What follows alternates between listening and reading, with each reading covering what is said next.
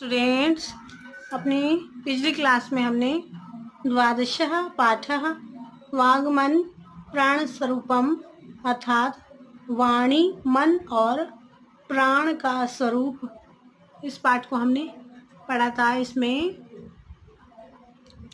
श्वेत केतु और आरुणि के मध्य में जो संवाद है गुरु और शिष्य, इसमें कि श्वेत केतु शिष्य और आरुणि गुरु हैं, तो उनकी ने शिष्य के प्रश्नों के उत्तर देते हुए दोनों बातें कर रहे हैं।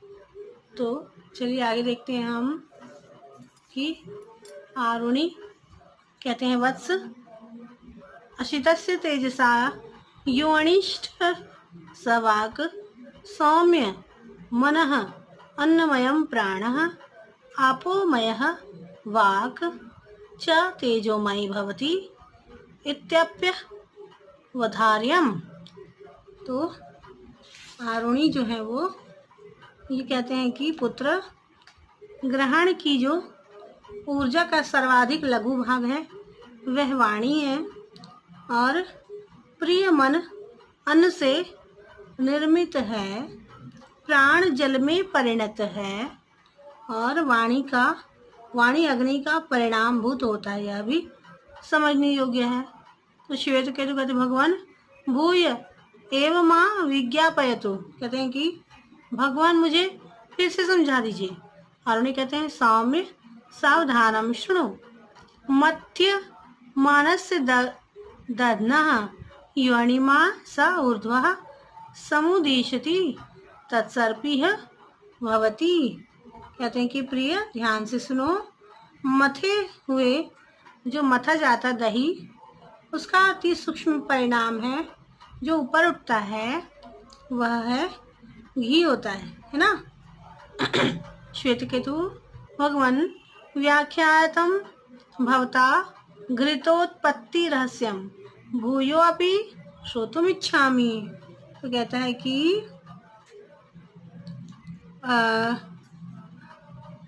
श्वेत केतु कहता भगवान, आपके द्वारा घी की उत्पत्ति के रहस्य की व्याख्या की गई है, वह मैं एक बार और सुनना चाहता हूँ।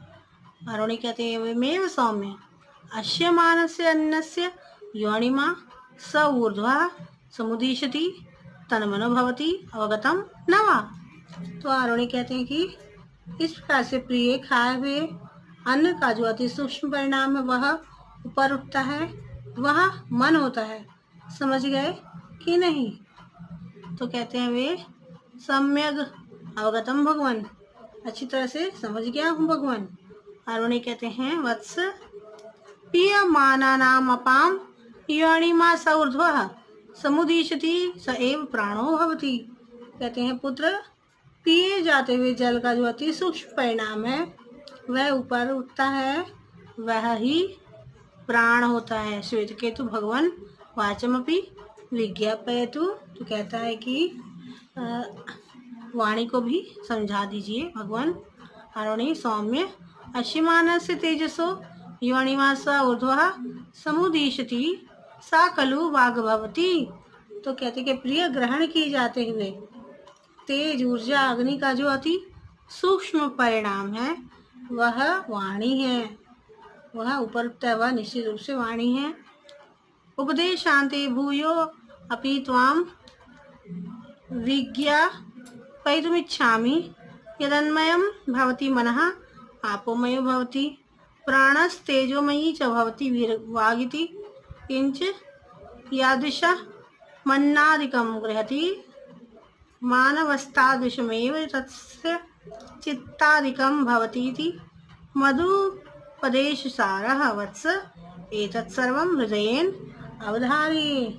कहते हैं कि पुत्र, उपदेश के अंत में फिर से मैं तुम्हें समझाना चाहता हूँ कि अन्न से निर्मित है मन, जल में परिणत है प्राण और अग्नि का परिणाम भूत होती है वाणी, और फिर जिस प्रकार का अन्न आदि मनुष्य ग्रहण करता है उसी प्रकार ही उसका मन आदि हो जाता है। यही मेरे उपदेश का सार है पुत्र, यह सब हृदय में धारण कर लो।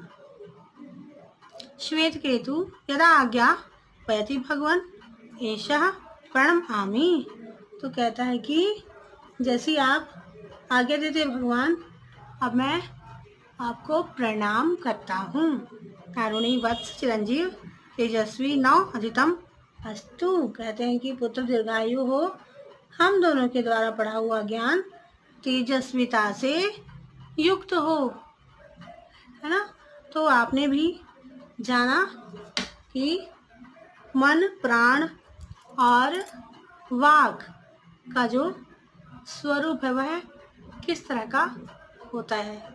आज के लिए इतना ही। अगली क्लास में हम इस पाठ के अभ्यास के प्रश्नों को हल करेंगे। ठीक है।